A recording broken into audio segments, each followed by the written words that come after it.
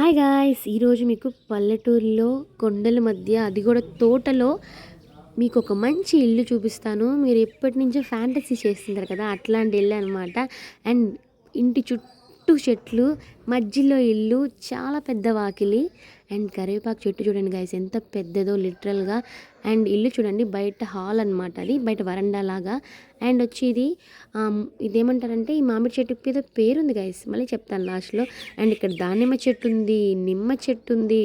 And ఇంకో highlight విషయం ఏంటంటే ఇక్కడ నుంచి మనం తోటలోకి కూడా వెళ్ళొచ్చు అనమాట. ఇంట్లో నుంచి డైరెక్ట్గా బ్యాక్ సైడ్ నుంచి మనకి తోటలోకి వెళ్ళడానికి రూట్ కూడా ఉంటుంది. ఇక్కడున్న మల్లె చెట్టుని తీసుకొచ్చే మా ఇంట్లో వేశారనమాట. ఇది వచ్చి మా మామయ్య వాళ్ళ అక్క వాళ్ళ ఇల్లు అనమాట. ఇది వాళ్ళని ఒకసారి చూద్దామని నేను తేజ అయితే వచ్చాము. చాలా చాలా పీస్ఫుల్గా ఉంటుంది.